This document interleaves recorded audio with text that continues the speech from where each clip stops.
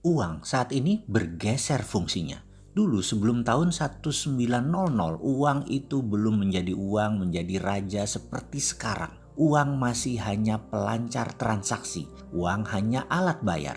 Bahkan dari sejak dulu kala, dari zaman masih barter hingga sebelum zaman Keynesian, masih zamannya ekonom Adam Smith, paling ujungnya, uang atau money is just for greasing the transaction. Kita tahu barter memiliki kelemahan, yaitu menghitung nilai selisih dari kebutuhan barang sehingga akhirnya uang tercipta.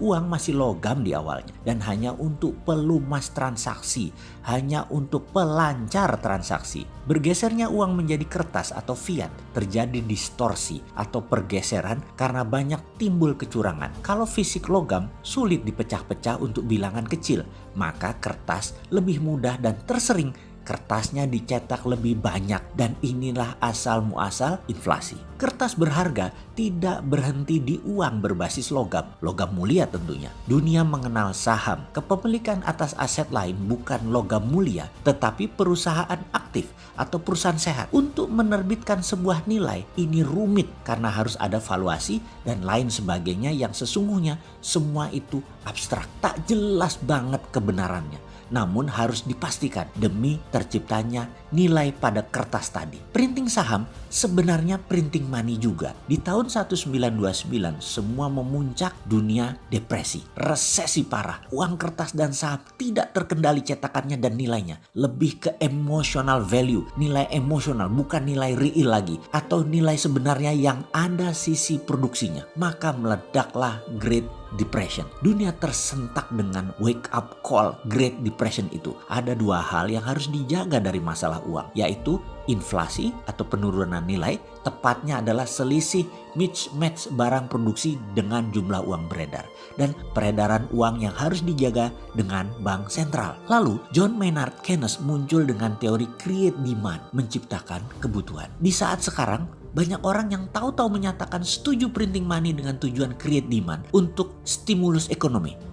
Salah kaprah. Lihat dulu mesin produksinya. Printing money kalau tidak memiliki ilmu post-Keynesian MMT berbahaya. Hati-hati, jangan sepotong-sepotong berilmu itu. Sehubungan dengan itu semua, kali ini kita tidak bicara negara dulu. Kita bicara diri kita dulu. Saya ini penganut MMT post-Keynesian. Bagi kita Keynesian itu doesn't work. Bahkan lebih parah lagi. Bagi penganut MMT garis keras, Keynesian is dead. Bagi kita, post-Keynesian percaya bahwa setiap terbitnya uang harus ada underlying proyek. Dan proyek tersebut harus proyek produktif. Dan harus industri, harus manufaktur, atau ada logam mulianya. Karena itu, untuk tidak berteori, kita mempunyai program personal SWF. Apa itu program personal SWF? SWF kita tahu singkatannya adalah Sovereign Wealth Fund. Hanya ini bukan sovereign negara, tapi personal wealth fund. Sekali lagi, kita masuk ke topiknya. Apa itu program personal SWF? Dinaran adalah aplikasi yang terkoneksi dengan sistem gerbang pembayaran nasional. Di mana kalau Anda membuka akun di Dinaran, setiap rupiah Anda ada emas senilai uang Anda. Karena memang setiap rupiah yang Anda masukkan adalah membeli emas. Kemudian setiap Anda mentransaksikan di semua toko, di merchant, menarik tunai di semua ATM. Artinya Anda menjual emas. Setiap hari emas Anda dihitung sesuai dengan naik turunnya harga emas dunia atau harga LBME atau harga Antam. Bersama Dinaran, rupiah Anda memiliki underlying emas.